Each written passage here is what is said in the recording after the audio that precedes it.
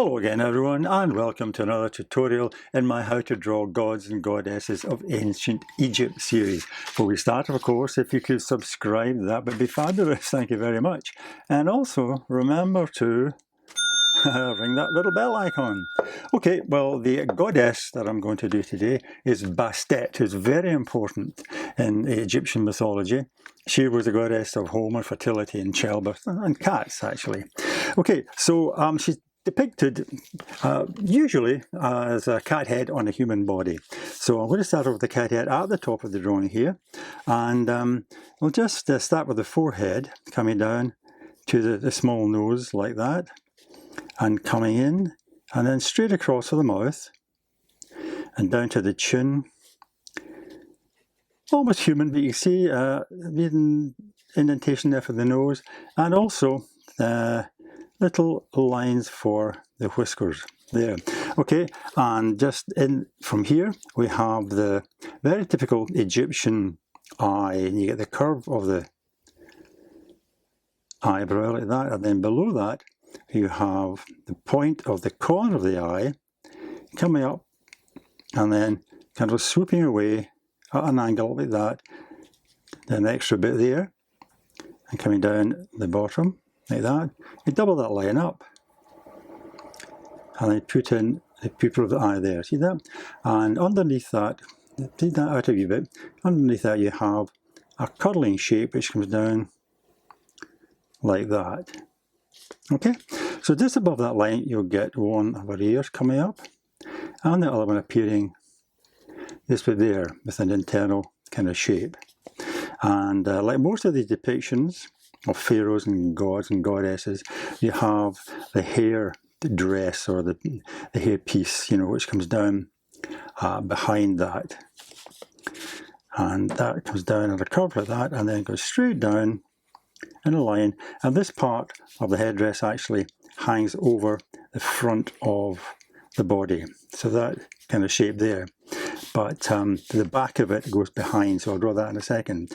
Below that, of course, you have the necklet appearing just about there. The shoulder comes in like that. You have a necklet with various bands on it coming around like that and appearing about that width there. See that kind of depth? And then you have her arm coming out, and she's holding in her hand like that. Take that up there. She's holding a musical instrument, a percussion instrument called a sistrum. S-I-S-T-R-U-M. S-I-S-T-R-U-M, that's right, sistrum. And it's a, as I said, it's a percussion instrument, like a rattle. And she's holding the handle like that, so you imagine it coming down there. Okay, and this particular one has got a kind of decoration on it, which I'll put in. Sometimes they have heads of animals or minor gods, you know, that kind of thing. There's one with the ears coming in there. And at the top here, you have a kind of stand for the rattle shape, which comes up like a hoop, like a long hoop, like that. And you double that up. And then the parts that move come across like that. So that's a sistrum, okay? And now we move to the back of the head now, and the headdress comes down, a great big curve, a big wide curve like that, down to there. And as I said, the other shoulder comes in just behind this here, so that would appear coming in there, and the other arm will start to come down there like that. Okay, now there are stripes, of course, on this headdress, which we'll put in later. I'll just indicate a couple there just now like that. Now, and usually when you're drawing an Egyptian pharaoh or any of these mythological characters that are meant to be human, you have a particular way in which they're drawn by the artists, and that is the front of the body is rather, this top part is from the front, The head is usually from the side and the legs to the side, because the Egyptians were interested in getting the most representational aspect of the human body, you know, the way you would normally see a body. So it looks a bit twisted to us, but that's the way they would do it. So basically, from the front, but curiously enough, the chest part is actually seen from the side. So you see the chest coming in there like that, down to the waist, coming into the narrow waist like that, and that is covered up to about there with a kind of band across her chest there like that, and two other bands coming down, one there and one behind that hanging part. Now her waist is covered by a tie, a kind of waistband there like that, with long ties hanging down. And this particular depiction of Bastet is quite long and elegant. So long, elegant figure coming down a long curve, bring it right down to, you know, as far as that. And as I said, the side is shown to the side, so we see the slight part of the bottom coming out here, and then curving way down to the ankles, way down there, quite long. See that? And we'll get the ties in just now. So that part of the tie comes in there, hanging down. The other part comes in like that. Alright, I'll just carry on with this arm now. This arm comes down and she's holding in her hand, very typically, an ankh, which of course is a symbol of immortality.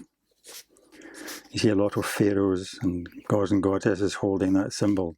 And she's holding it by the loop of the top, which comes in there, like that. And going across like that. And then the bottom part, so that's the ankh. Okay, at the bottom part, you have her feet just appearing, coming in there like that. So that is the basic sketch of Bastet. And of course, the details that she has are things like wristbands, a wristband here, and an armband coming up here, like that. One there too, and one there. Okay, so what I'm going to do is I'll put a bit more detail in, like the stripes on here and the stripes on that, and also a couple of stripes on the wristbands and armbands. So let me start that and let's see how it looks. Okay, I've been putting a few more details in here. The stripes, as I said, a little face there. I'll go down here. These bits of pattern, by the way, these are echoed in the bottom of the skirt, double line like that, with little banding going across like that. Also happens at the end of the waistband here. Now that you get stripes going across like that. And at the bottom here as well, that doesn't go all the way to the bottom. Actually, it stops there and you get banding across. So I'll just kind of rub that out and put the bandings in.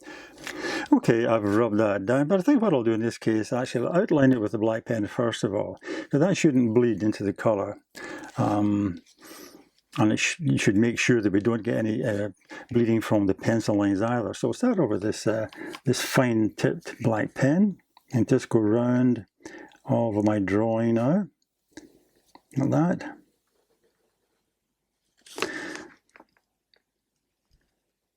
Down there.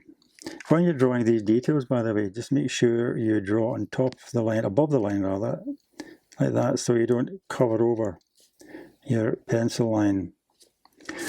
What you can also do, of course, you can use a finer pen. This is a finer one. That was a little bit heavy for that line, so I'm taking this line up like that, over the top and down, so I don't miss the shape. Okay, so that goes out like that and comes around. Nice big curl there, like that. Okay, and I put the pupil in there like that. I'll carry on with this pen. I think it's a bit better for the lines. You come in there like that. Okay, so I'm going to continue to use my pen and just outline all of these pencil lines, and then we'll colour it, and hopefully we should get a nice clean colouring. Okay, excellent. Now I'll clean it off with pencil lines and start colouring it. Of course, as I said, Bastet was a very important goddess. Not only was she the goddess of home, fertility and childbirth and cats and so on, she was also protector of the pharaoh, defender of the sun god Ra, because in fact she was his daughter. Right, okay. Let's see, yes, I'll get the colours. Oh, before that, I'll rub out the pencil lines, okay. And basically just carefully with a putty rubber, rub over. Your ink line should be fine by now, you know. Just take away these slightly sketchy marks, you know, so you're left with a clean drawing. And then we can get to work on it. Okay. Right, well, the first colour I'll use will be this kind of pale yellow colour, because that is the one that's most commonly seen on the body shape of Bastet. Okay, so I'll start just by using one of these brush pens. Just fill in lightly like that in between your pencil lines, all the way up. And that'll fill in here, around here, and also the feet. The actual face, the head, is black actually, so I'll get a black pen in a second. And this part of the sistrum, remember, you know, it's a joy of, it's a goddess of joy and dance and festivities, you know, so that's why she's holding the sistrum. She was also regarded as a very important goddess against diseases and evil spirits. So there's a lot of images of Bastet in the homes of Egyptians. Okay, I'm using black now and carefully going around these fine lines of the eye. I'm using a finer point of black here to do that. I'll move on to a broader point in a second, just to make sure that you get round. Again, draw around carefully, and then shade around the outside. I can fill that in with a broader pen once I've done that. You have to try and keep that shape, okay? Same with those little whisker shapes, just colour in between. Leave the shape. If you go over the line, by the way, just get some white paint and dab in your line, your whiteness line again, okay? And the black also goes on the pupil here, like that, okay? And I shall now move on to a broader tip, this one here, to fill in the rest. So just as you carefully go around your shapes and fill in the black like that, and I'll continue and do that on the head. Also the ink is black as well. Okay, that's the black done now, and I'm going to move on to a warmer yellow, and I'll use this for the top part of the sistrum here. Just go over that like that, fill all that in, very lightly over the whole shape there, okay, right down to there, and down to there. And then that also, you know, that kind of warm yellow colour will go on either side of the straps here, like that, in here, and along here, like that.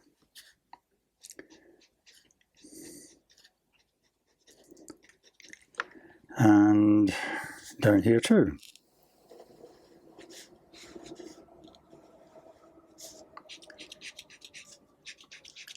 Right. Okay, that's the waistband done, and now I'm going to go on to the headdress. And these thin lines here are light blue, like this, and the spaces in between are dark. So basically, start off with the light blue. Just carefully go in between your drawn lines like that, all the way down. Okay, I've done the pale ones, now just move on to this dark blue, and the same thing applies, just go down the side of your light line and fill in the space in between. Okay, I finished the dark blue in the headdress, and as you see, I put a red band in the centre of her necklet there. You can also use the dark blue to go around either side of the red band. Carefully just draw around it like that, and fill in between. Okay, there too.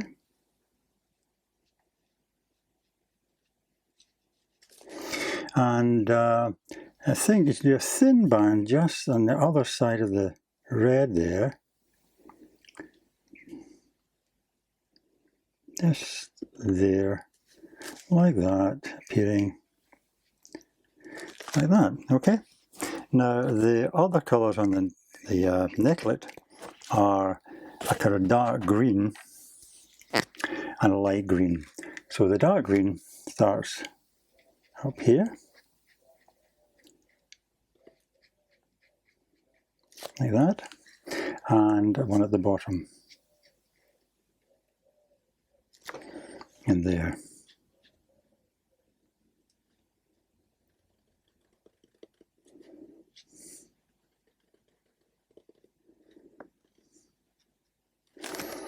Like that. And those sections that are left, you can fill in with the light green.